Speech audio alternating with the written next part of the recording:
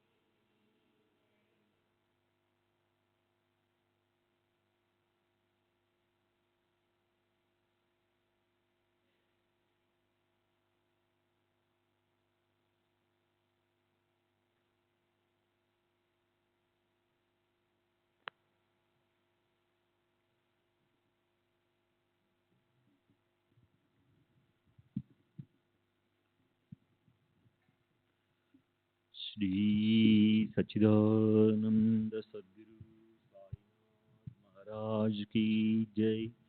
सद्गुरु श्री साईनाथ शरद बाबू जी की जय। శ్రీ సాయి భక్త అనుభవ సంహిత షామ నిన్నటి తరువాయి బాబా చేసిన ఒక వింత కొనుగోలు విషయం చెప్పి తీరాలి. ఒక వ్యక్తి వద్ద చాలా మేకలున్నాయి. ఒక్కొక్క మేక ఖరీదు సుమారు 4 రూపాయలు ఉంటుంది. బాబా అతని వద్ద నుండి 2 మేకలను 32 రూపాయలు కొన్నారు. ఈ విషయం తెలిసి నేను తాత్య బాబా దగ్గరికి వెళ్ళి మేకల కొనుగోలు విషయంలో బాబా మోసపోయారని, ఒక్కొక్క మేక ఖరీదు 4 రూపాయల కన్నా ఎక్కువ చేయదని చెప్పాము. అప్పుడు బాబా బజార్ నుండి 1.5 రూపాయలకు పప్పులు చేపించి వాటికి పెట్టారు. ఆ తర్వాత తాము ఎందుకు అలా చేశారో బాబా వివరించారు. ఆ 2 మేకలు వారి వంక దీనంగా చూశాయని, వాటిని తాము గుర్తుపట్టామని చెప్పారు. ఆ మేకలు గత జన్మలో స్త్రీలని, వారిరువురు తమను సేవించుకునేవారని చెప్పారు. కానీ వాళ్ళిద్దరూ తీవ్రంగా కొట్లాడుకుంటూ చివరకు ఒకరినొకరు చంపుకున్నారు. వాళ్ళు ఈ జన్మలో మేకలుగా పుట్టారని చెప్పారు.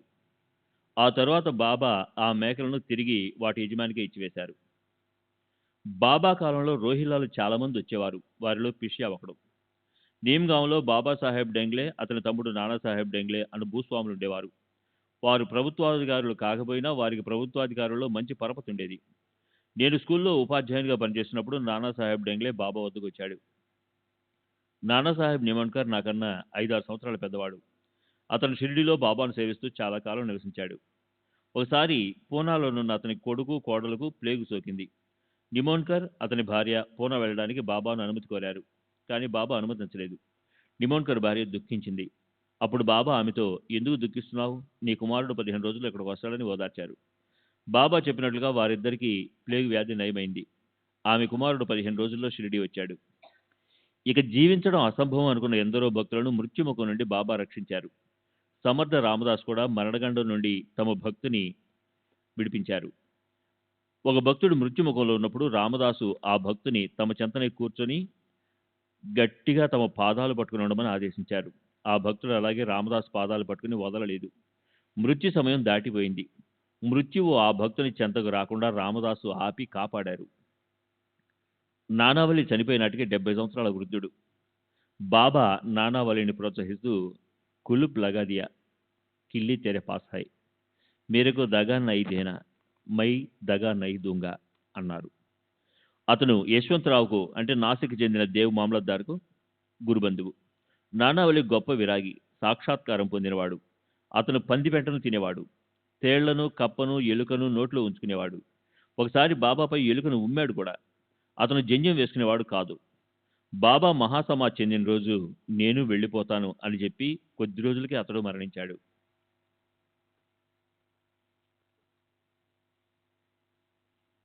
శ్రీ సచ్చిదానంద సద్గురు సాయినాథ్ మహారాజ్ కీ జై. సద్గురు శ్రీ సాయినాథ్ శరద్ బాబూజీ కీ జై.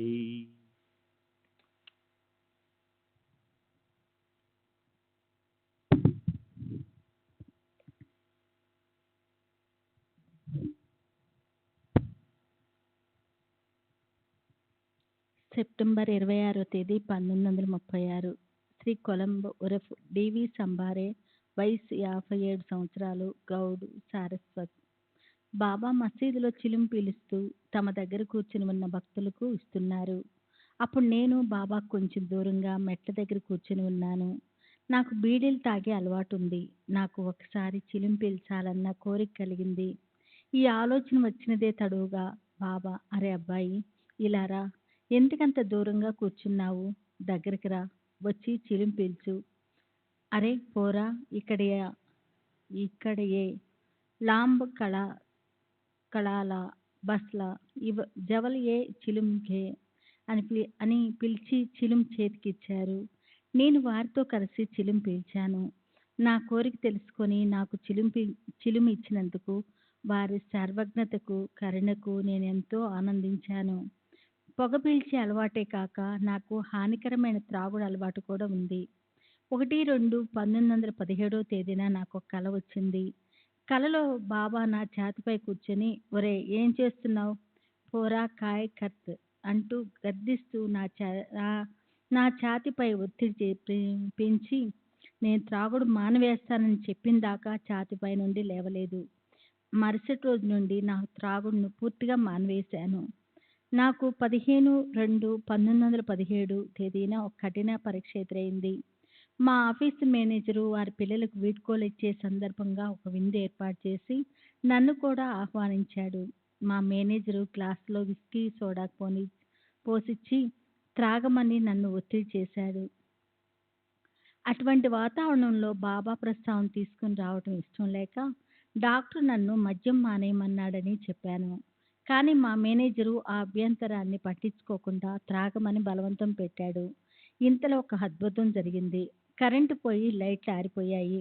మేనేజరు కరెంటు ఎందుకు పోయిందో తెలుసుకోవడానికి వెళ్ళాడు. చీకట్లో నా ప్రక్కన కూర్చున్న అతను మిస్త్రీ నా గ్లాసులోని విస్కీ త్రాగేశాడు. మేనేజర్ వచ్చి తన కోరిక మేరకు నేను త్రాగానని భావించి సంతృప్తి చెందాడు. బాబా దక్షిణ అడగటంలో ఒక నీతి దాగి ఉండేది. అది మనలోని దంబాలు పలుకు గుణము, దురాశ, మొక్కులు తీర్చకుండా ఎగవేయట మొదలైన వాటిని నశింపు చేసేది. పై సంఘటన జరిగిన కొన్ని నెలల తర్వాత నేను ఒకసారి షిరిడీలో ఉన్నప్పుడు బాబా భక్తులందరినీ దక్షిణ అడిగారు, కానీ నన్ను మాత్రం అడగలేదు. నేను నా దురలవాటు మార్చుకున్నందుకు ప్రతిఫలంగా బాబా దక్షిణ విషయంలో నాకు మినహాయింపు ఇచ్చారని అనుకున్నాను. వాడాకు వెళ్ళిన తర్వాత భక్తులతో బాబా నన్ను మాత్రం దక్షిణ అడగకపోవడం గమనించి దంబాలు పలికాను. వెంటనే నన్ను మసీదుకి రమ్మన్నట్లు బాబా నుండి ఆదేశం రావడంతో నేను వెళ్ళాను. బాబా నన్ను ₹2 దక్షిణ అడిగారు. నేను సమర్పించాను. బొంబాయిలోని ముగాబత్కు చెందిన ముద్రాలయం యజమాని కూడా బాబాను దర్శించేందుకు షిరిడీ వచ్చాడు. అతని వద్ద ₹18 కొంత చిల్లర ఉంది. అతను ఆ డబ్బంతా దాచమని నాకు ఇచ్చాడు. ఎందుకంటే బాబా తనను దక్షిణ అడిగినప్పుడు తన దగ్గర డబ్బు లేదని చెప్పి తప్పించుకోవచ్చని అతని ఉద్దేశము. నేను బాబాకు ₹2 దక్షిణ ఇవ్వడానికి వెళ్ళినప్పుడు అతను మసీదులో ఉన్నాడు. బాబా అతనికి కూడా ₹2 దక్షిణ అడిగారు. అతను తన దగ్గర డబ్బు ఏం లేదని చెప్పబోయేలోగా నన్ను చూపించి ఇతని దగ్గర తీసుకుని ఇవ్వు అన్నారు. తాను పన్నిన పన్నాగం బాబాకు తెలిసిపోయిందని గ్రహించి అతను నా దగ్గర దాచిన డబ్బు నుండి ₹2 తీసుకుని బాబాకు సమర్పించాడు. ఈ సంఘటన బాబా మహాసమాధికి కొన్ని రోజుల ముందు జరిగింది. బాబా సమాధి చెందడానికి కొన్ని రోజుల ముందు మేము షిరిడీలో ఉన్నాము. మేము ఇంటికి వెళ్లేందుకు అనుమతి కోసం వారి దగ్గరికి వెళ్ళాము. వారు సమాధి చెందబోతున్నారనే విషయం మాకు అప్పటికే తెలియదు. వారు, మీరు బొంబాయి నుండి వస్తున్నారు కదా, మీరు నా మాటలు వింటూనే ఉండాలి, నేను మీ మాటలు వింటూ ఉంటాను, కానీ మీరు వెళ్ళిపోతున్నారు, సరే వెళ్ళండి, మీరు రేపు మధ్యాహ్నం చేరుకుంటారు అని అన్నారు. ఆ మాటలు అనేటప్పుడు వారిలో కొద్దిగా సంశయం కనిపించింది. సాయంత్రం వారి సెలవు తీసుకుని మేము కోపురగాంలో రాత్రి రైలు ఎక్కాము. మామూలుగానే ఉదయం 7:30 గంటలకల్లా బొంబాయి అంటే మన్మాడ్ మీదుగా చేరుతామనుకున్నాము. కానీ అది మన్మాడ్ చేరేసరికి రైలు ఇంజిన్లో సాంకేతిక లోపం ఏదో కనిపించిందని, కనుక సుమారు 4 గంటల ఆలస్యం అవుతుందని తెలిసింది. బాబా చెప్పినట్లే జరిగింది. మేము బొంబాయి చేరేటప్పటికి మధ్యాహ్నం 12 గంటలైంది. ఆ తర్వాత కొద్ది రోజులకే బాబా మహాసమాధి చెందారు. మాకు సెలవు ఇచ్చే సమయంలో బాబా ఎందుకు సంశయించారో మాకు అప్పుడు అర్థమైంది. అదే మేము వారిని చివరిగా దర్శించుకుంది. 14 సంవత్సరాల క్రితం నాకు ఒక కల వచ్చింది. కలలో బాబా కనపడి, అబ్బాయి, నీవు నన్ను నీ గురువుగా ఇతరులకు చెప్పుకుంటున్నావు, నేను నీకు ఎప్పుడైనా ఉపదేశం చేశానా అని అడిగారు. తర్వాత నన్ను చేతులు కడుక్కొని రమ్మని ఆదేశించారు. నేను అలా చేసిన తర్వాత నాకు ఒక మరాఠీ శ్లోకాన్ని చెప్పి దాన్ని వల్లవేయమన్నారు. నేను కలలో దాన్ని పలుమార్లు వల్లించాను. అది బాబా నాకు చేసిన ఉపదేశంగా భావించాను. కానీ నిద్ర మేలుకున్న తర్వాత ఆ మరాఠీ శ్లోకం కొంచెం కూడా గుర్తుకు రాలేదు. ఇప్పటికీ అది జ్ఞప్తికి తెచ్చుకోలేకపోతున్నాను. 2 సంవత్సరాల క్రితమే నాకు 56 సంవత్సరాలు పూర్తయ్యాయి. మా కంపెనీ రూల్స్ ప్రకారం 55 సంవత్సరాల పదవి విరామం చేయాలి. నేనందుకు సిద్ధపడి తగిన ఏర్పాట్లు చేసుకుంటున్నాను. అప్పుడు నాకు ఒక కల వచ్చింది. కలలో మా డైరెక్టర్ కనిపించి నేను కంపెనీ విడిచి వెళ్ళనవసరం లేదని చెప్పారు. ఇంతవరకు నన్నెవరూ పదవి విరామం చేయమని ఆదేశించలేదు. నాకు 5 కుమార్తెలు, 1 కుమారుడు ఉన్నాడు. నాకెన్నో కుటుంబ బాధ్యతలున్నాయి. కానీ నా బరువు బాధ్యతలన్నీ బాబానే చూసుకుంటున్నారు. నేనెప్పుడూ బాబాను ప్రత్యేకించి ఏ కోరిక తీర్చమని ప్రశ్నించలేదు. మన కోరికలేమిటో, మనకేది మంచిదో, ఏది ఇవ్వాలో ఆయనకు తెలీదా? మనం పలుమార్లు అడిగి విసిగిస్తే గాని ఆయన మన కోరికలు తీర్చరా? మాకు సంబంధించిన విషయాలను బాబా ఇచ్చకు వదిలిపెట్టడంలోనే మాకు సంతృప్తి ఉంది. మేము ఆనందంగా ఉన్నాము. శ్రీ సచ్చిదానంద సద్గురు సాయినాథ్ మహారాజ్ కీ జై. సద్గురు శ్రీ సాయినాథుని శరత్ బాబూజీ కీ జై.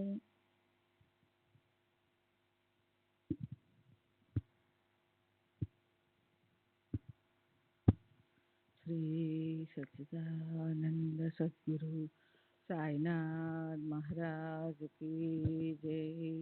సద్గురు శ్రీ సాయినాథుని శరత్ బాబూజీ की जय। డిసెంబర్ 9వ తేదీ 1936 షిరిడి తుకారాం బర్ఖు భూస్వామి మహార్ వయసు 40 సంవత్సరాలు షిరిడి శ్రీ సాయిబాబాతో నాకు కొన్ని అనుభవాలు ఉన్నాయి. 1912లో గోదావరి కాలువకు మొదటిసారి నీళ్లు వదిలిన సమయంలో ఇక్కడికి 20 మైళ్ళ దూరంలోనున్న కరంజీగావ్ అనే గ్రామానికి నేను ఉపాధి కోసం వెళ్ళదలిచాను. నేను ఇక్కడ నుండి బయలుదేరి కోపర్గాం రోడ్డులో ఉండగా బాబా లెండి తోట నుండి వస్తూనో వెళ్తూనో నాకు కనిపించారు. బాబా నా భుజంపై చేయి వేసి అనునయంగా వెళ్ళొద్దు అన్నారు. నేను వారి సలహాని పెడచెవి పెట్టి కరంజీగావ్కు వెళ్ళిపోయాను. నేను వెళ్ళిన మరుసటి రోజు నుండి నాకు జ్వరం వచ్చి చాలా రోజులు బాధపడ్డాను. జీవనోపాధి మాట అటుంచి సహాయం కొరకు అక్కడున్న మా దూరపు చుట్టాల దయపై ఆధారపడి వలసి వచ్చింది. 15 రోజుల తర్వాత కాస్త కోలుకొని షిరిడీ వచ్చాను. షిరిడీ వచ్చిన తర్వాత కూడా 45 రోజులు జ్వరంతో బాధపడ్డాను. తర్వాత మా అమ్మను బాబా దగ్గరికి వెళ్ళి ఊదీ తెమ్మన్నాను. ఊదీ పెట్టుకున్న మరుసటి రోజు నుండి నా జ్వరం తగ్గిపోయింది. సెప్టెంబర్ 23వ తేదీ 1936 ఎంజి ప్రధాన్ గుమస్తా కలెక్టర్ కార్యాలయం revenue department old customers house Venkateswara press చాల్ శామ్డ్రస్ట్ రోడ్డు దగ్గర బొంబాయి. నేను సాయిబాబా గురించి విని ఉన్నాను. నా కుమారుడు దత్తాత్రేయ 7 ఏళ్ల వయసులో అకస్మాత్తుగా మరణించాడు. దుఃఖభారంతో నా మనసు కృంగిపోయింది. సాయిబాబాను దర్శించాలని అనుకున్నాను. ఒకరోజు నాకు ఒక కల వచ్చింది. కలలో 5 సాధువులు కూర్చొని ఉండడం చూశాను. మీలో సాయిబాబా ఎవరు అని నేను వారిలో ఒకరిని అడిగాను. అతను సాయిబాబాను చూపించాడు. అంతటితో కల ముగిసింది. తరువాత బాబాకు సమర్పించేందుకు జంజీరాలోనున్న మా తోట నుండి సీతాఫలాలు రామాఫలాలు తీసుకొని షిరిడీ వెళ్ళాను. నేను మసీదు చేరి బాబాను దర్శించి ఫలాలు సమర్పించి వారి ముందు కూర్చున్నాను. నాకు కలలో సాయిబాబా రూపం ఎలా కనపడిందో షిరిడీలో బాబా సాక్షాత్ అలాగే ఉన్నారు. అప్పుడు సాయిబాబా నన్ను తీవ్రంగా తిడుతూ ఎందుకీ తెలివి తక్కువ వాడు కొడుకు చనిపోయినందుకు బాధపడుతున్నాడు.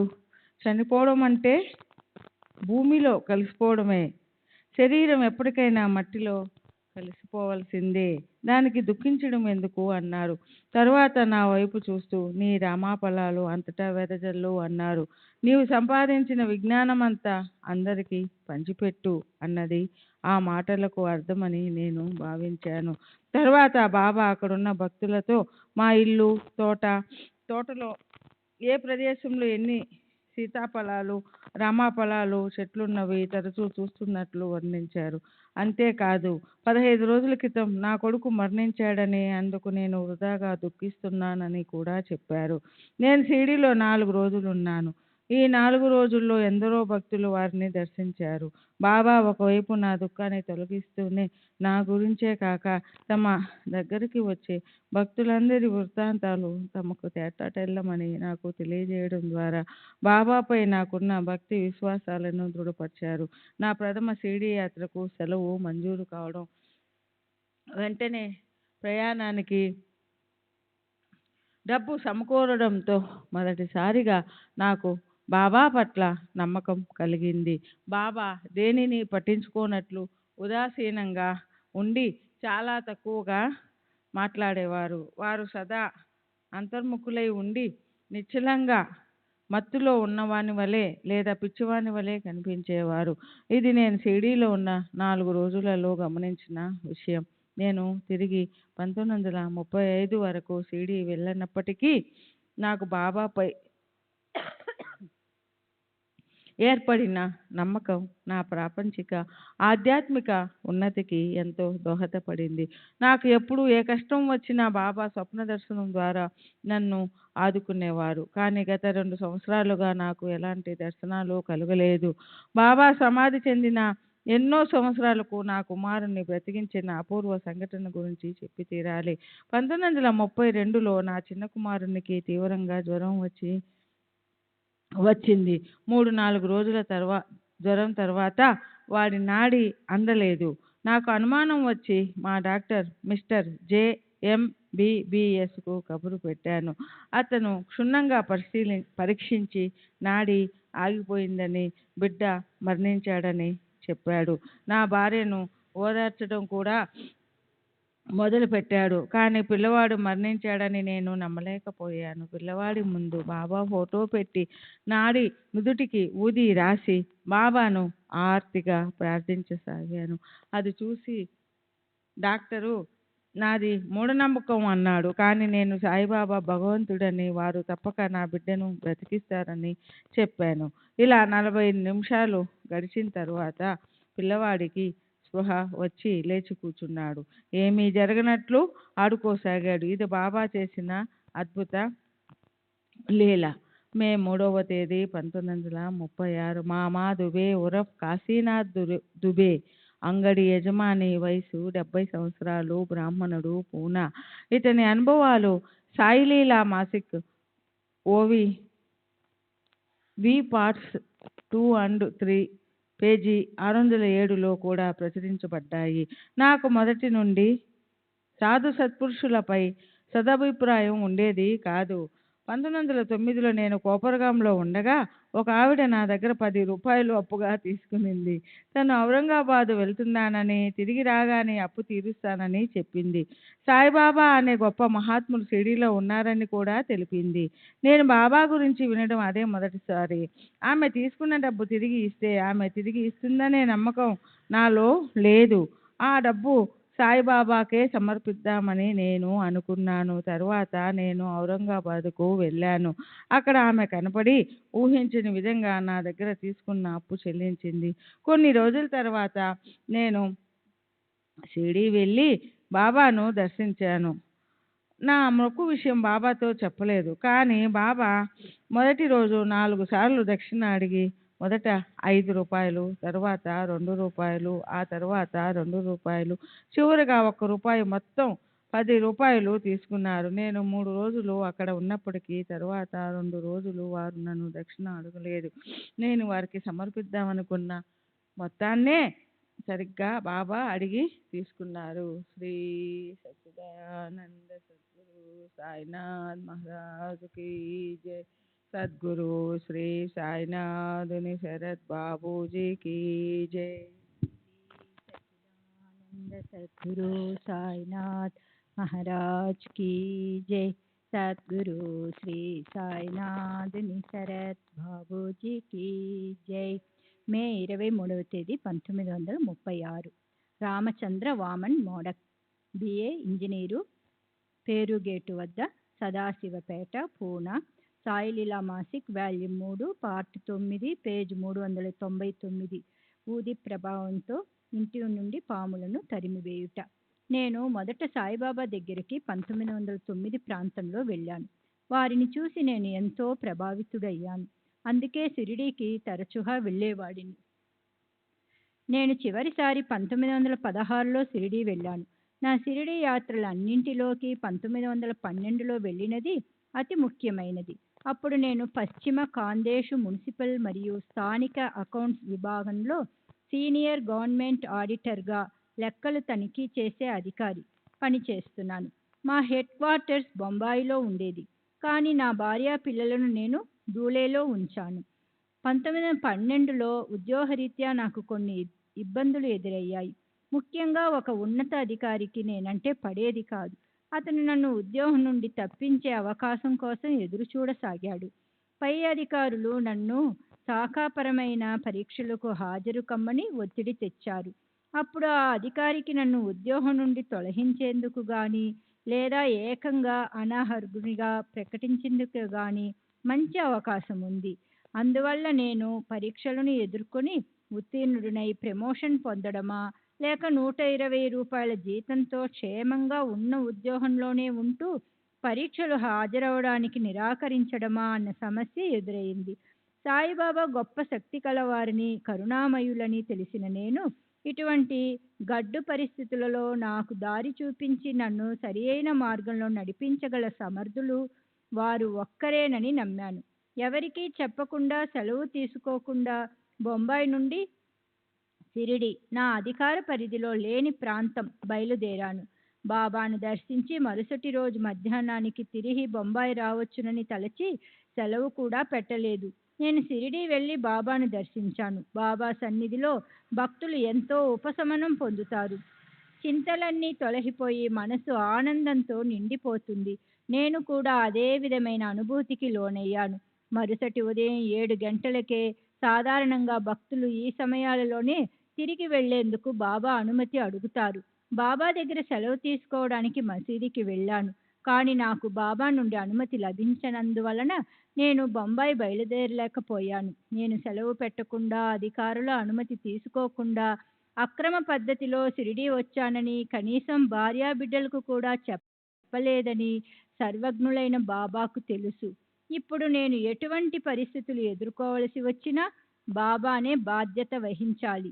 శ్యామకు నా ఇబ్బందులన్నీ తెలిసినందువలన నా తరపున బాబా దగ్గరికి వెళ్ళి అతను వచ్చి చాలా రోజులయ్యింది, బొంబాయి వెళ్ళడానికి అనుమతించండి అని అడిగాడు.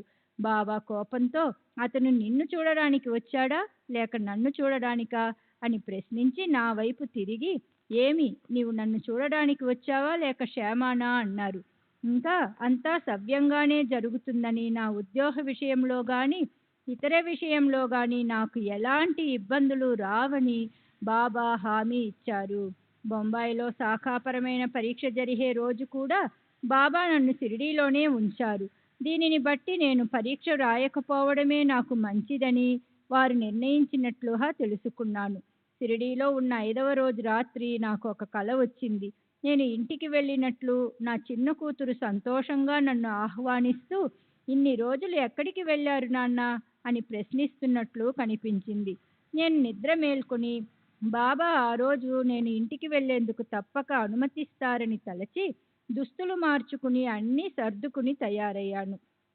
నాతో ఉన్న నా స్నేహితుడు ఆ రోజు కూడా బాబా అనుమతిస్తారన్న నమ్మకం లేదని చెబుతున్నా వినకుండా బయలుదేరి మసీదు గేటు దగ్గరికి వచ్చాను. అప్పుడు బాబా కోపావేశాలతో ఊగిపోతూ చేతిలో ఒక రాయి పట్టుకుని మసీదులో అటూ ఇటూ తిరుగుతూ పెద్దగా అరుస్తున్నారు. నేను గేటు దగ్గర నిలబడి ఉండడం గమనించారు. 10 నిమిషాల తరువాత వారు శాంతించి గద్దెపై కూర్చున్నారు. సాధారణంగా భక్తులు వారు ఆ స్థలంలో కూర్చున్నప్పుడే వెళ్ళి వారి ఆశీస్సులు తీసుకుంటారు. నేను వెళ్ళి వారి పాదాలకు నమస్కరించాను. బాబా స్వయంగా ఊది తీసుకుని వెళ్ళు అన్నారు. ఆ విధంగా నాకు అనుమతి లభించింది.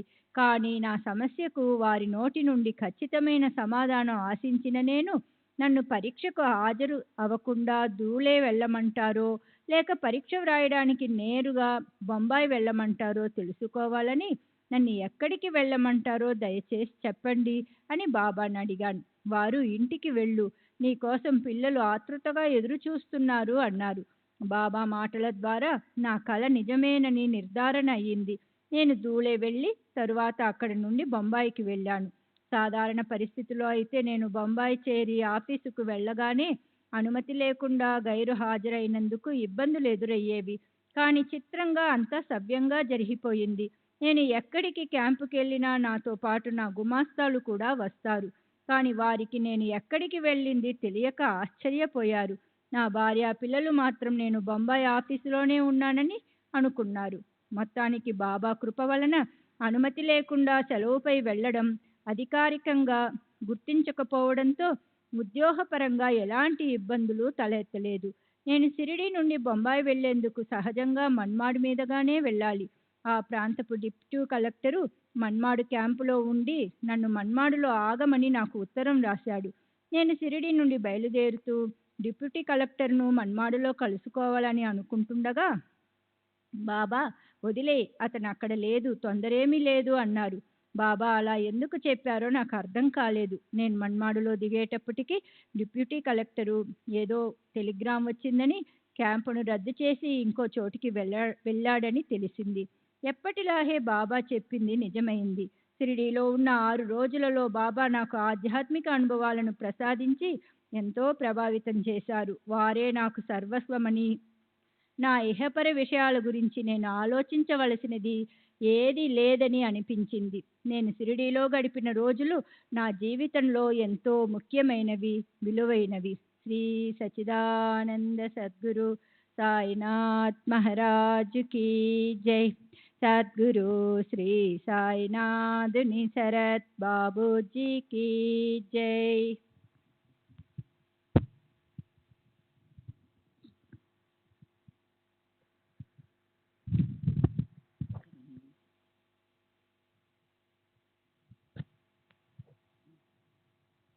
श्री सच्चिदानंद सद्गुरु साईनाथ महाराज की जय. सद्गुरु श्री साईनाथ धुनि शरद बाबूजी की जय.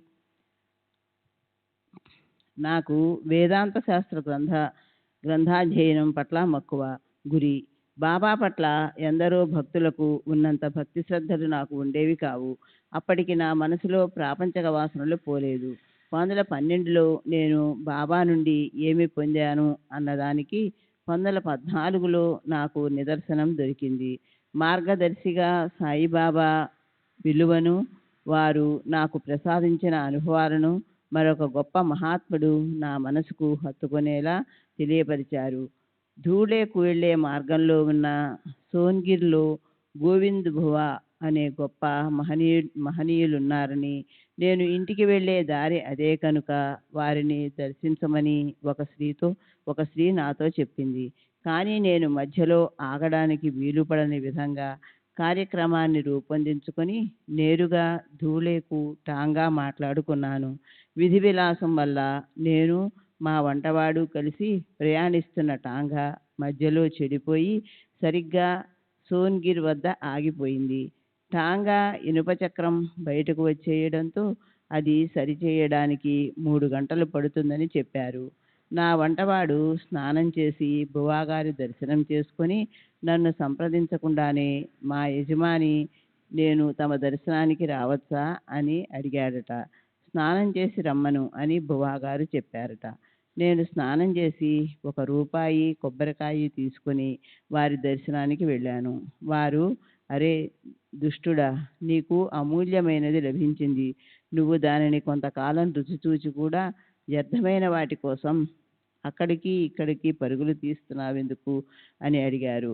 వారు చెప్తున్నది 2012లో నాకు బాబా నుండి లభించిన అపూర్వ అనుభవం గురించేనని అనుకున్నాను.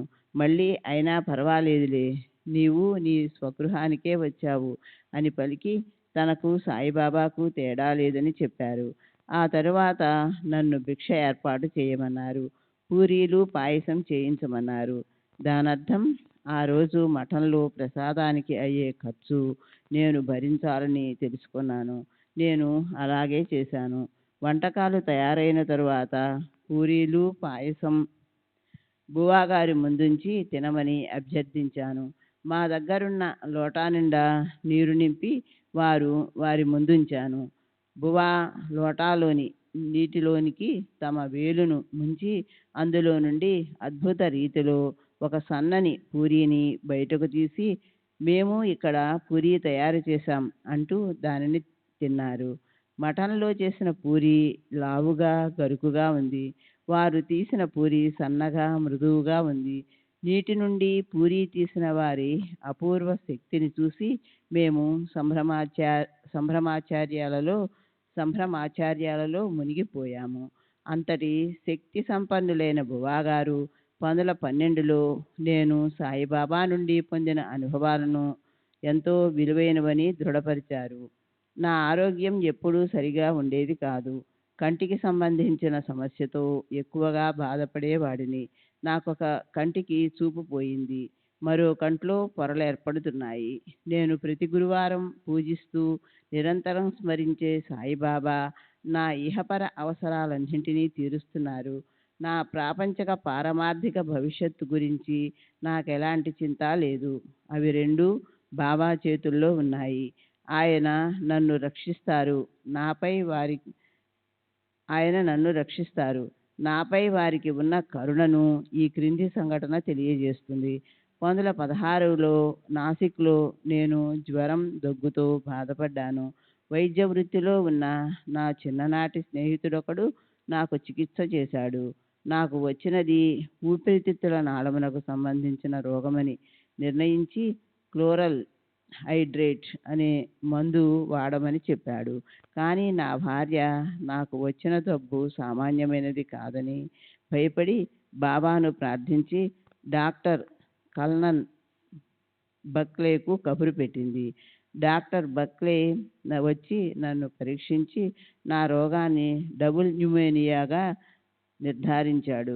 మొదట పరీక్షించిన డాక్టర్ తప్పుగా రోగ నిర్ధారణ చేశాడని, అతను వాడమన్న మందు ప్రమాదకరమైనదని చెప్పి దానిని వాడకముందే అవతల పారేశాడు. అతని చికిత్సతోనూ బాబా అనుగ్రహంతోనూ నేను కోలుకొన్నాను. బాబా సరియైన సమయంలో నా భార్యకు ప్రేరణనిచ్చి ప్రమాదకరమైన మందు నాకు ఇచ్చేలోగా మంచి డాక్టర్కు కబురు పంపే ఏర్పాటు చేసి నన్ను కాపాడారు. నాకు బాబాను పలుమార్లు దర్శించే అవకాశం లభించలేదు. నా భార్య కూడా వారి పట్ల ఎంతో భక్తి శ్రద్ధలు కలిగి ఉండేది. 1916లో నేను నా భార్య షిరిడీ వెళ్ళి వారిని దర్శించి అదే రోజు తిరిగి వచ్చేశాము. అదే నేను బాబాను చివరిసారి దర్శించడం. బాబా ఎక్కడికి పోలేదు. వారు జీవించే ఉన్నారు. వారు సూక్ష్మ అదృశ్య రూపంలో మార్గదర్శకత్వం వహిస్తూ అన్ని విషయాలలో నాకు సహాయం చేస్తూనే ఉన్నారు. ఇది నాకు అనుభవపూర్వకంగా ఎన్నో విషయాలలో నిదర్శనమైంది. ఉదాహరణకు నేను 1918లో 81 రూపాయల 8 అణాల పెన్షన్తో పదవీ విరమణ చేశాను. నేను పదవీ విరమణ చేయడం మంచిదయింది. ఎందుకంటే వెంటనే నా స్నేహితుని మిల్లులో నెలకు 250 రూపాయల జీతంతో ఉద్యోగంలో చేరాను. 1919 నుండి 1930 వరకు నేను ఆ ఉద్యోగంలో ఉన్నాను. ఆ ఏర్పాటంతా బాబానే చేశారు. శ్రీ సచ్చిదానంద సద్గురు సాయినాథ్ మహారాజ్ కీ జై.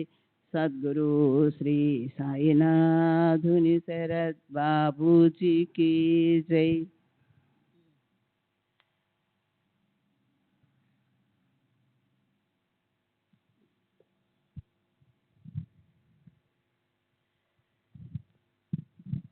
శ్రీ సచ్చిదానంద సద్గురు సాయినాథ్ మహారాజ్ की जय. సద్గురు శ్రీ సాయినాథుని శరత్ బాబూజీ की जय. మే 26వ తేదీ 1936. Gopal Bhaskar Datar, BA LLB pleader, బ్రాహ్మణుడు, స్టేషన్ రోడ్, ధానా. 1917లో నేను అహ్మద్నగర్లో ఉన్నప్పుడు సాయిబాబాను దర్శించేందుకు నాకు అవకాశాలు వచ్చాయి. కానీ వారి గురించి విన్న కొన్ని వాక్యాల వల్ల నాకు వారిపై విముక్త ఏర్పడి షిరిడీ వెళ్ళలేదు. వారు భక్తులను అడిగి దక్షిణ రూపంలో ఎంతో డబ్బు తీసుకుంటారని, వారు వారు స్నానం చేసిన నీటిని భక్తులు తీర్థంగా సేవిస్తారని మొదలైన విషయాలు విన్న నాకు వ్యతిరేక భావం ఏర్పడింది. అంతేకాదు, నేనెంతో గౌరవించే నారాయణ మహారాజ్ ప్రవర్తనతో సాయిబాబాను పోల్చి చూశాను.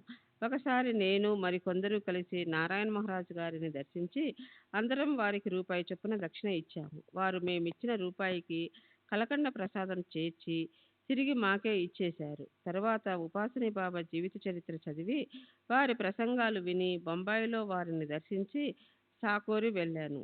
1931లో ఉపాసని లీలామృతం చదివాను. అందులో శ్రీ సాయిబాబాను గురించి వ్రాసిన విషయాలు నన్ను ఎంతగానో ప్రభావితం చేశాయి. ముందు సాకోరి వెళ్ళి అక్కడి నుండి షిరిడీ వెళ్ళాను. షిరిడీలో బాబా చిత్రపటంలో ప్రకాశిస్తున్న వారి నేత్రాలు, వారు నివసించిన మసీదు, ధుని చూసి తర్వాత వీరు ఒక సద్గురువు అని నా మనసులో అనుకున్నాను. అటు తర్వాత సాయిలీలా మాసక్ చదివాను. ఆ పత్రికలో అనుభవాలు అన్న శీర్షికన ధారావాహికంగా వస్తున్న దబోల్కర్ రచించిన గ్రంథం చదివిన తరువాత బాబానే నా గురువు అన్న నమ్మకం ఏర్పడింది. అప్పటి నుండి వారినే ఆశ్రయించాను. కొన్ని అనుభవాల ద్వారా నా నమ్మకం స్థిరపడింది. మా ఇంట్లో ఒక ఆవిడ చాలా కాలం నుండి ఒంటి నొప్పులతో బాధపడుతుండేది. వైద్య చికిత్సలేవీ నయం చేయలేకపోయాయి. నేను దబోల్కర్, హేమత్ పంత్ రచించిన పుస్తకాన్ని బిగ్గరగా చదువుతున్నాను. పాము నోటబడిన కప్ప వృత్తాంతంలో సాయిబాబా కప్పనెలా రక్షించింది తెలిపే అధ్యాయాన్ని ఆ రోజు నేను చదువుతుండగా ఆమె మగత నిద్రలోనే విని, ఓ సాయిబాబా, కప్ప వంటి జీవులపైనే నీకు జాలి ఉన్నప్పుడు మానవ జన్మ ఎత్తిన నాపై దయలేదా అని ప్రార్థించింది. అప్పుడు గోడకున్న కొయ్య మేకు నుండి వెలువడినట్లుగా దసరాకు నాకు 5 రూపాయలు దక్షిణ ఇస్తావా అనే మాటలు వినిపించాయి. తనకు నయం అయినట్లయితే తప్పక ఇస్తానని ఆమె సమాధానం చెప్పింది. తర్వాత ఆమె పూర్తి మెలకువ స్థితికి వచ్చింది. తనకు కలిగిన అనుభవం గురించి నాకు చెప్పి తన చందాగా 5 రూపాయలు దసరా ఉత్సవాలకు పంపమంది. నేను వెంటనే షిరిడీకి 5 రూపాయలు పంపాను. ఆ రోజు సాయంత్రానికల్లా ఆమె బాధలు తగ్గిపోయాయి. ఇది 1931, 32లో జరిగింది. శ్రీ సచ్చిదానంద సద్గురు సాయినాథ్ మహారాజ్ కీ జై. సద్గురు శ్రీ సాయినాథ్ శరత్ బాబూజీ.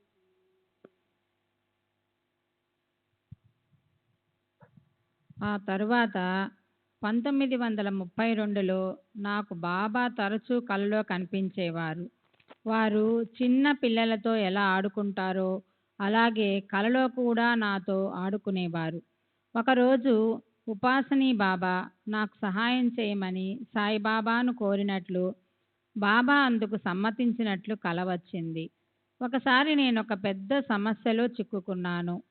శాశ్వత నివాసం లేకుండా తిరుగుతూ ఉండే ఒక కక్షిదారుని నేను కోర్టులో పరచవలసి వచ్చింది. అతను నాకు రాసిన ఉత్తరాన్ని పోగొట్టడమో లేక ఎక్కడో పెట్టి మర్చిపోవడమో జరిగింది.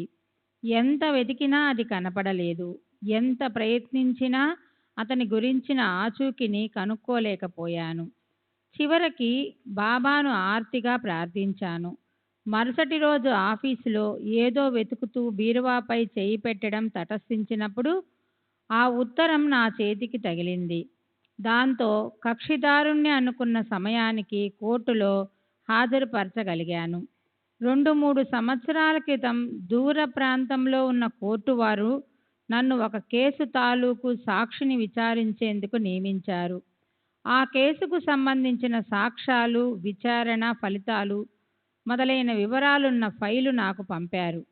నేను దానినెక్కడో పెట్టి మర్చిపోయాను. దానికోసం చాలా చోట్ల గాలించాను, కానీ అది దొరకలేదు. నా నిర్లక్ష్యాన్ని కోర్టుకు తెలియచేసి మరలా పేపర్లు పంపించమని అభ్యర్థించాల్సి వస్తుందని అనుకున్నాను. అప్పుడు పండరి యాత్రకు వెళుతున్న ఒక వార్కరీ పండరి యాత్ర క్రమం తప్పకుండా చేసేవాడు మా ఇంటికొచ్చాడు. కొన్ని రోజుల పాటు అతనిని ఎంతో శ్రద్ధగా సేవించాను. అతనికి నా సమస్య వివరించాను. అతను అది తప్పక దొరుకుతుంది అని చెప్పాడు. నేను ప్రతిదినం బాబాను కూడా ప్రార్థించేవాడిని. ఆ యాత్రికుడు వెళ్ళిన మరుసటి రోజు వేరే కేసుకు సంబంధించిన పేపర్ల మధ్య నేను వెతుకుతున్న పేపర్లు దొరికాయి. మరణించిన వారికి శ్రాద్ధకర్మలు చేయడం లాంటి ఆచారాలపై మొదట్లో నాకు నమ్మకం ఉండేది కాదు. సంఘ సంస్కరణ భావాల ప్రభావంతో అవన్నీ అర్ధరహితమైన మూఢనమ్మకాలుగా పరిగణించేవాడిని. కానీ నేను సాయి భక్తుడనైన తరువాత, ముఖ్యంగా బొంబాయి కుర్లా కోర్టులో గుమస్తాగా పనిచేస్తున్న నాచ్నే అను సాయి భక్తుని అనుభవం విన్న తరువాత వీటిపై నమ్మకం ఏర్పడింది. ఈ మధ్యనే నాచ్నే భార్య పసిబిడ్డను వదిలి చనిపోయింది. భార్యను ప్రేమించే నాచ్నే ఆమెకు సద్గతి కలగాలని నాసిక్ వెళ్ళి గోదావరి తీరంలో శ్రాద్ధకర్మలు జరిపించదలిచాడు. కానీ అతనికి ఇలాంటి విషయాలు ఏమీ తెలియవు. ఏమి చేయాలో, ఎంత ఖర్చు అవుతుందో కూడా తెలియదు. ఇలా భయపడుతూనే 80 రూపాయలు తీసుకొని బయలుదేరాడు. రైల్లో అతనికి ఇతర ఇబ్బందులు ఎదురైనప్పుడు అతని తోటి ప్రయాణికుడు ఎంతో సహాయం చేశాడు. ఆ ప్రయాణికుడు నాచ్నే ఆదుర్ద తెలుసుకొని నాచ్నే దగ్గర ఉన్న డబ్బుతోనే అన్ని క్రతువులు జరిపించేలా చూస్తానని చెప్పాడు. అతను నాచ్నేతో పాటు అన్ని ప్రదేశాలకు వెళ్ళి క్రతువులన్నీ జరిపించి ఎక్కువ ఖర్చు కాకుండా చూసుకున్నాడు. అతను చెప్పిన వివరాల ప్రకారం బొంబాయిలోని ఒక సంస్థలో అడ్రస్, ఇతర వివరాలు కూడా ఇచ్చాడు. ప్యూన్గా పనిచేస్తున్న అతను శూద్రుడై ఉండి కూడా ఈ శ్రాద్ధ కర్మలన్నీ శాశ్వతంగా జరిపించడం ఎంతో ఆశ్చర్యాన్ని కలిగించింది. నిస్వార్థంగా నాచనే నుంచి ఒక పైసా కూడా ఆశించకుండా అన్ని రోజులు నాచనేతో ఉన్న ఆ స్నేహితుడు పక్షం రోజుల్లో తిరిగి కలుసుకుంటానని చెప్పి వెళ్ళిపోయాడు. కానీ అతను తిరిగి కలవలేదు. నాచనే అతను చెప్పిన చిరునామా ప్రకారం వెళ్ళి చూడగా ఆ సంస్థలో అటువంటి ప్యూన్ ఎవరూ లేరని తెలిసింది. అట్లా తెలివైన ప్యూన్ రూపంలో సాయిబాబానే వచ్చి కష్టకాలంలో తనకు సహాయం అందించారని నాచనే అనుకున్నాడు. సర్వం తెలిసిన సాయిబాబానే ఆ భక్తునికి శ్రాద్ధ కర్మల విషయంలో తోడుండి అంత సహాయం చేశారంటే అటువంటి కర్మలు తప్పక చేయాలని, చేస్తే ఉపయోగం ఉంటుందని నాకు అనిపించింది. నాచనే ఉదంతం తెలిసినప్పటి నుండి నేను ఈ కర్మక్రతువులన్నీ చేస్తున్నాను. శ్రీ సచ్చిదానంద సద్గురు సాయినాథ్ మహారాజ్ కీ జై. సద్గురు శ్రీ సాయినాథుని శరత్ బాబూజీ కీ జై. श्री सच्चिदानंद सद्गुरु साईनाथ महाराज की जय. सद्गुरु श्री साईनाथ शरद बाबूजी की जय.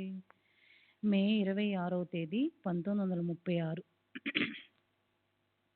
Kashinath Khanderao Gadge, BA LLB, retired sub judge, వయస్సు 65 సంవత్సరములు, కాంగ్రెస్ నగర్, నాగ్పూర్. మా వంశ గురువు రామచంద్ర టికోట్కర్. నా గురువు రామ్దాస్ బీడ్కర్ మహారాజ్. వీరు జ్ఞాని, మహాశక్తి సంపన్నులు. వీరు నాకు ఉపదేశమిచ్చారు. తాము యాత్రల్లో ఎందరో మహాత్ములను, సాధు పురుషులను దర్శించామని, నన్ను కూడా ఈ మహాత్ములను దర్శించి వారి ఆశీర్వాదాలు తీసుకోమని చెప్పారు. వారు దర్శించిన మహాత్ముల పేర్లను కూడా నాకు చెప్పారు. ఈ మహాత్ములందరూ ఒకే కుటుంబంలా మెలుగుతూ ఉంటారని, నేను వారిని దర్శించినప్పుడు నన్ను వారికి సంబంధించిన వాడిగా గుర్తించి హృదయపూర్వకంగా ఆహ్వానిస్తారని వివరించారు. అప్పుడు తమ బోధన యొక్క విలువ, మహత్యం నాకు అవగతం కాగలవని అన్నారు. వారు చెప్పిన మహాత్ముల్లో షిరిడీ సాయిబాబా ఒకరు. నా గురువు బేడ్కర్ మహారాజ్ 1898లో నన్ను షిరిడీలో ఉన్న శ్రీ సాయి మహారాజ్ను దర్శించమని ఆదేశించారు. తాము స్వయంగా బాబాను 25 సంవత్సరాల క్రితం 1873 ప్రాంతంలో దర్శించామని కూడా చెప్పారు. 1912-13లో నేను ఖాంగాన్లో సబ్జడ్జిగా పనిచేస్తున్నప్పుడు మే మాసపు సెలవుల్లో షిరిడీ వెళ్ళి బాబాను దర్శించాను. వారు నన్ను చూస్తూనే, ఎలాంటి పరిచయం లేకుండానే రావయ్యా రామ్దాస్ అంటూ హృదయపూర్వకంగా ఆహ్వానించారు. రామ్దాస్ నా పేరు కాదు. మా గురువు రామ్దాస్ బీడ్కర్ చెప్పిన విధంగానే హృదయపూర్వకమైన స్వాగతం లభించింది. రామ్దాస్ అనేది నా గురువు ప్రస్తావన గాని, మా వంశగురువు రామచంద్ర ప్రస్తావన గాని అయి ఉంటుందని అనుకున్నాను. బాబాకు తన జీవితాన్ని అంకితం చేసి షిరిడీలో నివసిస్తున్న బాలాబాటే కాలేజ్, డక్కన్ కాలేజీ రోజుల నుండి నా స్నేహితుడు. అతని ఇంట్లోనే నేను బస చేశాను. నేను ఊరికి తిరిగి వెళదామని ప్రయత్నించిన ప్రతిరోజు బాబా రేపటి వరకు ఆగు అంటూ 6 రోజులు నాకు అనుమతి ఇవ్వకుండా షిరిడీలోనే ఆపేశారు. నా తిరుగు ప్రయాణపు ఖర్చుల కోసం 6-7 రూపాయలు ఉంచుకున్నాను. బాబా మొదట 2 రూపాయలు, తర్వాత 4 రోజులు రోజుకొక రూపాయి చొప్పున 4 రూపాయల దక్షిణ అడిగి పుచ్చుకున్నారు. ఆ మర్నాడు నా జేబులో 3 అణాలు 6 పైసలు మిగిలి ఉన్నాయి. బాబా తమంతట తామే, ఆ 3 అణాల 6 పైసలు మాత్రం నీ దగ్గర ఎందుకు ఉంచుకుంటున్నావు? అవి కూడా దక్షిణగా ఇచ్చేయి, భగవంతుడు నీకు సమృద్ధిగా ఇస్తాడు అన్నారు. నేను వెంటనే నా దగ్గరున్న డబ్బును ఇచ్చేశాను. నేను షిరిడీ వచ్చే ముందు పూనాలోని రే మార్కెట్కు వెళ్ళి అక్కడకు బాబాకు సమర్పించేందుకు మేలు రకం పయరి మామిడి పండ్లు 3 కొన్నాను. నేను బాబాను దర్శించిన వెంటనే ఆ పండ్లను సమర్పించాను. బాబా స్వీకరించి వాటిని చూస్తూ పండ్లు బాగున్నాయని సంతోషంగా మెచ్చుకున్నారు. వాటిని ముక్కలు కోసి తెమ్మన్నారు. తర్వాత వారొక ముక్క తీసుకుని మిగతావి ప్రసాదంగా భక్తులందరికీ పంచారు. పండ్లను కోసే ముందు భక్తులతో బాబా, ఇదిగో ఈ పండ్లను ఇతడు మార్కెట్లో కొని రుచి చూడకుండా కొన్న పండ్లన్నింటినీ తెచ్చి నాకు సమర్పించాడు. ఆ రోజు పండిత్ చేసిన విధంగా కాదు, ఆ పండిత్ నాకు సమర్పించాలని లడ్డూల ప్యాకెట్ కొన్నాడు. ఇక్కడికి వచ్చే దారిలో గోదావరిలో స్నానం చేసిన తర్వాత అతనికి ఆకలై కొన్ని లడ్డూలు తిని మిగిలినవి తెచ్చి సమర్పించాడు. ఈ పండ్లు వాటి వలె శేషభాగం కాదు అన్నారు. బాబా మాటలు క్రింది విషయాలను తెలుపుతాయి. భక్తులు తమ గురువుపై అచంచల భక్తి కలిగి ఉండాలి. నిర్లక్ష్యంతో పదార్థాలు మిగిలినవి నైవేద్యంగా సమర్పించకూడదని తెలుపుతాయి. 2. షిరిడీకి ఎంతో దూరంలో జరిగే విషయాలన్నీ బాబా ఎరుకలోనివే అని మనకు తెలియజేయడం ద్వారా మనం బాబా పైన, మన గురువు పైన పెట్టుకున్న నమ్మకం పెరిగి బలపడుతుంది. నా వరకు బాబా చెప్పిన మాటల వలన నేను అంటిపెట్టుకుని ఉన్న గురువు పైన, వారి బోధనలపైన విశ్వాసం పెరిగి దృఢపడింది. 8వ రోజు నేను ఇంటికెళ్ళటానికి బాబా నుండి అనుమతి లభించింది. బాటే దగ్గర కొంత డబ్బు అప్పు తీసుకుని ఇంటికి బయలుదేరాను. నేను షిరిడీలో ఉన్న 8 రోజుల్లో ఒక అపురూప దృశ్యాన్ని చూశాను. ఒకరోజు హరి సీతారాం దీక్షిత్ ఒక పెద్ద కేసు గెలిచి షిరిడీ వచ్చాడు. శ్రీ సచిదానంద సద్గురు సాయినాథ్ మహారాజ్ కీ జై. సద్గురు శ్రీ సాయినాథ్ హరి సీతారాం దీక్షిత్ ఒక పెద్ద కేసు గెలిచి షిర్డీకొచ్చాడు. కక్షిదారులు అతనికిచ్చిన సుమారు 1000 రూపాయల పారితోషికాన్ని వెండి రూపాయలుగా ఒక ట్రంకు పెట్టె నిండా పోసి దక్షిణగా ఆ పెట్టెను బాబా ముందుంచారు. బాబా తమ 2 చేతులతో ఆ డబ్బును గుప్పిళ్లతో తీసుకొని మసీదు బయట అటువంటి అవకాశం కోసం గుంపులుగా వేచి ఉన్న ఫకీర్లు, పేదవారికి పంచేశారు. ఇలా కొద్ది నిమిషాలలో ఆ పెట్టెలోనున్న డబ్బంతా దానంగా ఇచ్చేయబడింది. తాను కష్టపడి సంపాదించి తెచ్చిన డబ్బు అలా మాయమైపోయినందుకు దీక్షిత్ ముఖములో లేసమాత్రమైన బాధ గాని, అసంతృప్తి గాని కనిపించలేదు. ఇక నా స్నేహితుడు బాలాసాహెబ్ బాటేను గురించి 4 మాటలు చెప్తాను. కాలేజీలో ఉన్నప్పుడు అతనొక స్వేచ్ఛాజీవి, స్వతంత్ర భావాలు కలిగి ఉండేవాడు. యథేచ్ఛగా పొగ తాగుతూ ఒక మాటలో చెప్పాలంటే ఈ రోజే తిను, తాగు, ఆనందించు, రేపు మనం చనిపోతాం అనేది అతని సిద్ధాంతం. పొగ పీల్చే అలవాటు లేని నేను తంత్ర దుమ్హ, ఎక్కడ బాటే ఉండునో అక్కడ పొగ ఉండును అని పరిహరిస్తూ ఉండేవాడిని. తర్వాత బాటే మామలతాదారయ్యాడు. కలెక్టర్ దగ్గర సమర్థత కలిగిన అధికారిగా మంచి పేరు కూడా సంపాదించాడు. అతను 5 సంవత్సరాల పాటు 1904, 1909 కోపర్గాం మామలతాదారుగా పనిచేశాడు. అప్పుడు బాబాను దర్శించడానికి వెళ్తున్న విద్యావంతులైన తన స్నేహితులను వెక్కిరిస్తూ బాబా ఒక పిచ్చివాడని చెబుతూ ఉండేవారు. బాబాను ఒకసారి దర్శించిన తర్వాత వారిని గురించి ఒక అభిప్రాయానికి వస్తే బావుంటుందని అతని స్నేహితులు బాటేకి చెప్పారు. 1909లో అతను వారి మాట ప్రకారం షిరిడీలో క్యాంపు వేసి ప్రతిదినం బాబాను గమనించసాగాడు. ఇలా 4 రోజులు గడిచాయి. 5వ రోజు బాబా అతనిపై కాషాయ వస్త్రాన్ని కప్పారు. ఆ రోజు నుండి బాటే పూర్తిగా మారిపోయాడు. ఉద్యోగాన్ని గాని, సంపాదనను గాని పట్టించుకోలేదు. ఆమరణాంతం షిరిడీలోనే ఉండి బాబా సేవ చేసుకుంటూ గడపాలని నిర్ణయించుకున్నాడు. అప్పటి నుండి నిత్యకర్మలు కొనసాగిస్తూ నిత్యం బాబా సంరక్షణలో ఉపనిషత్తులు పారాయణ చేయసాగాడు. బాబా అప్పుడప్పుడు దానిపై వ్యాఖ్యానించేవారు. బాబా దీక్షిత్ చేత 1 సంవత్సరం సెలవు దరఖాస్తు రాయించి బాటేచే సంతకం చేయించి ఆఫీసు వారికి పంపారు. ఉద్యోగంలో తిరిగి చేరడానికి కలెక్టర్ బాటేకు 1 సంవత్సరం గడువిచ్చాడు. కానీ సంవత్సరం పూర్తయిన తర్వాత కూడా బాటే బాబాను వదిలి వెళ్ళడానికి ఇష్టపడలేదు. బాటేలోని వైరాగ్యాన్ని పరిగణలోనికి తీసుకొని అతను ఉద్యోగం చెయ్యలేడని నిర్ధారణ కాగా అతనిపై కనికరంతో నెలకు 30 రూపాయల పింఛను మంజూరు చేశారు. అతని భార్యా బిడ్డలు షిరిడీకి వచ్చి అతనితో నివసించసాగారు. నేను అతనిలో వచ్చిన ఈ గొప్ప మార్పు కారణమేమిటని అడిగాను. బాబా తనపై కాషాయ వస్త్రం కప్పినప్పటి నుండి ఈ మార్పు వచ్చిందని చెప్పాడు. తన ఆలోచన దృక్పథం పూర్తిగా తొలగిపోయి దాని స్థానే నూతన దృక్పథం చోటు చేసుకుంటుందని చెప్పాడు. బాబాతో నా అనుభవాలను గురించి సంక్షిప్తంగా రాశాను. నేను షిరిడీ సందర్శించడానికి గల కారణాలు, బాబా వద్ద నాకు లభించిన ఆదరణ గురించిన వివరాలు మరాఠీలో వెలువడిన మా గురువుగారి జీవిత చరిత్రలో ప్రచురింపబడ్డాయి. శ్రీ సచ్చిదానంద సద్గురు సాయినాథ్ మహారాజ్ కీ జై. సద్గురు శ్రీ సాయినాథుని శరత్ బాబూజీ కీ జై.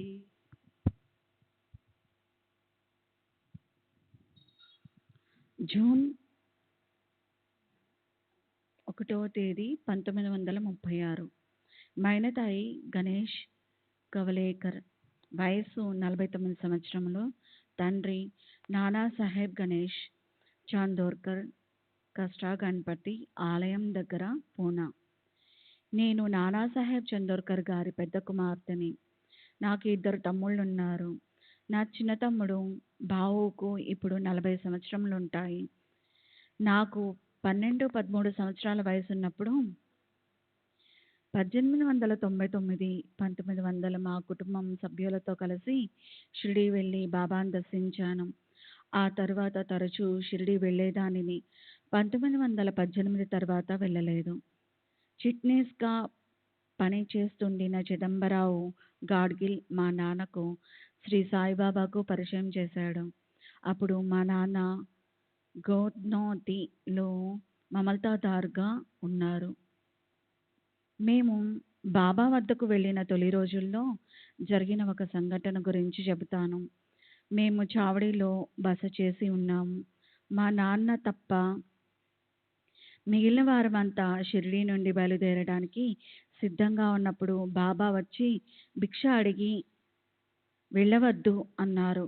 ఆ సమయంలో బాబా కళ్ళు రత్నాల వలె మెరుస్తూ ఉన్నాయి. మేము మా ప్రయాణాన్ని మానుకున్నాం. దారిలో పిల్లలు తినడానికి తీసుకువెళ్తున్న తినుబండారాలను బాబాకు ఇచ్చాం. మా నాన్న ప్రయాణాన్ని బాబా ఆపివేసిన లేక వాయిదా వేసినది ఒకటి. 2 సంఘటనలు చెబుతాను. ఒకసారి మా నాన్న బాబా సన్నిధిలో ఉన్నప్పుడు కలెక్టర్ను అర్జెంటుగా కలుసుకోవాల్సిన అవసరం ఏర్పడింది. మా నాన్న చిత్తడిలో రైలు అందుకోవడానికి సమయం ప్రకారం బయలుదేరాడు. అదే రైలు బయలుదేరాల్సిన ఒక హరిదాసుకు బాబా అనుమతినిచ్చారు. కానీ మా నాన్నకు మాత్రం ఆపివేశారు. సమయానికి స్టేషన్కు చేరుకోగలనో లేదో అని కంగారు పడుతూ భోజనం చేయకుండానే ఆ హరిదాసు హడావిడిగా వెళ్ళిపోయాడు. మా నాన్న తీరికగా భోజనం చేసి వచ్చిన పిమ్మట హరిదాసు బయలుదేరిన అర్ధగంట తర్వాత బాబా మా నాన్నని వెళ్ళడానికి అనుమతి ఇచ్చారు. ఆ రోజు రైలు రాకపోకలు సమయాలు మారాయన్న విషయం మా నాన్న స్టేషన్కు వెళ్ళిన తర్వాతే తెలిసింది. ఆయన స్టేషన్కు చేరిన తర్వాతే రైలు వచ్చింది. ఈ సంఘటన 1900 సంవత్సరంలో జరిగింది. ఈ విషయం మా నాన్న నాతో చెప్పారు. మరోసారి మా కుటుంబం నాసిక్లో జరిగే పెళ్లికి హాజరవ్వడానికి షిరిడీ నుండి బయలుదేరాం. కానీ బాబా మాకు అనుమతి ఇవ్వకుండా వెళ్ళవద్దు అని అన్నారు. మన్మాడ స్టేషన్లో పిల్లలకి ఏదైనా తినిపించవచ్చు అనుకొని మేము వాళ్ళ భోజనం కోసం ఏమీ ఏర్పాటు చేసుకోలేదు. మేము 3 గంటలు వేచిన తరువాత బాబా అనుమతి ఇచ్చారు. మేము మన్మాడుకు బయలుదేరాము. మన్మాడు చేరకముందు మేము ఎక్కవలసిన రైలు స్టేషన్లో పట్టాలు తప్పింది. దాన్ని సరిచేయటానికి 3 గంటలు పట్టింది. ముందు మేము అనుకున్న ప్రకారం బయలుదేరి ఉంటే స్టేషన్లో 3 గంటలు ఆగవలసి వచ్చేది. బాబాకు సర్వం తెలుసు కనుక మమ్మల్ని షిరిడీలో ఆపారు. చివరిగా అనుమతి ఇచ్చిన తర్వాత ప్రయాణం సవ్యంగా సాగిపోయింది. श्री सच्चिदानंद सद्गुरु साईनाथ महाराज की जय। सद्गुरु श्री साईनाथुनि शरद बापू जी की जय।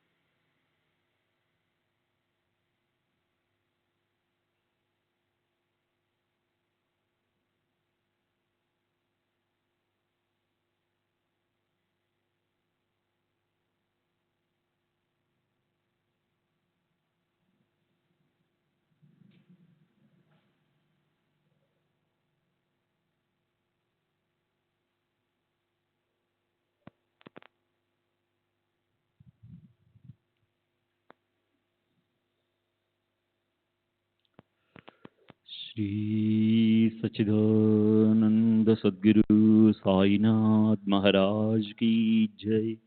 सद्गुरु श्री साईनाथ शरद बाबू जी की जय।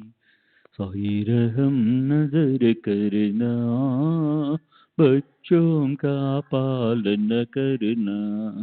साई रहम नजर करना, बच्चों का पालन करना। जाना तुमने जगत पसार, सब ही झूठ जमाना। जाना तुमने जगत पसार, सब ही झूठ जमाना।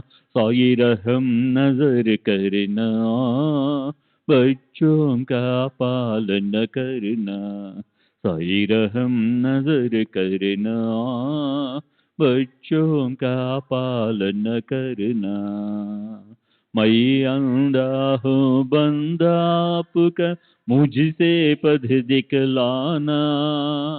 मैं अंधा हूँ बंदा आपका, मुझसे पथ दिखलाना। साई रहम नजर करना, बच्चों का पालन करना। साई रहम नजर करना, बच्चों का पालन करना। दास गणों कहे अब क्या बोलूं, थक गई मेरी रसना। दास गणों कहे अब क्या बोलूं, थक गई मेरी रसना। साई रहम नजर करना, बच्चों का पालन करना। साई रहम नजर करना, बच्चों का पालन करना। रहमो नजर करो अब मोरे साई, तुम बिना नहीं मुझे माँ बाप भाई। रहमो नजर करो मैं अंधा हूँ बंदा तुम्हारा। मैं अंधा हूँ बंदा तुम्हारा। मैं ना जानू मैं ना जानूं, मैं ना जानूं, अल्लाह इलाही रहमो नज़र करो, रहमो नज़र करो, अब मोरे साई तुम बिना नहीं मुझे माँ बाप भाई, रहमो नज़र करो, काली जमाना मैंने गमाया, काली जमाना मैंने गमाया, साथी आखिर का, साथी आखिर का, साथी आखिर का, तुम बिना कोई,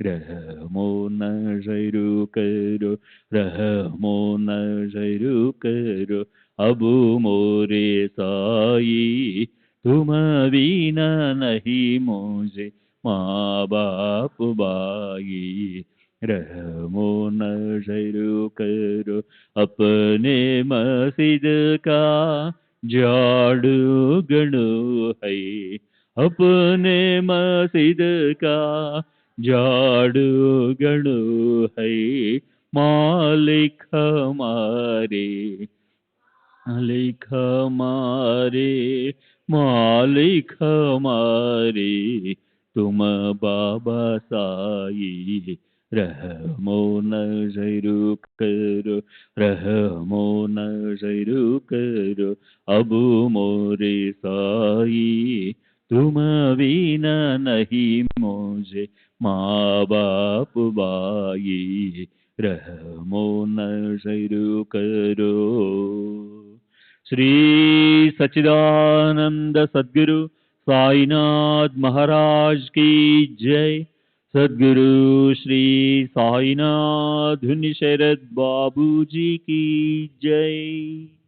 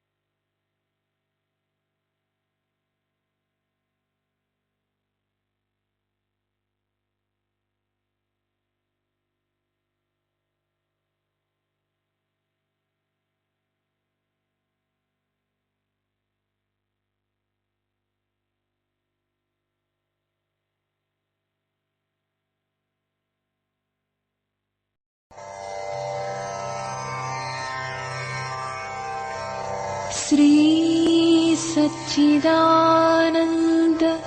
सद्गुरु साईनाथ महाराज की जय। सद्गुरु श्री साईनाथुनि शरद बाबू जी की जय।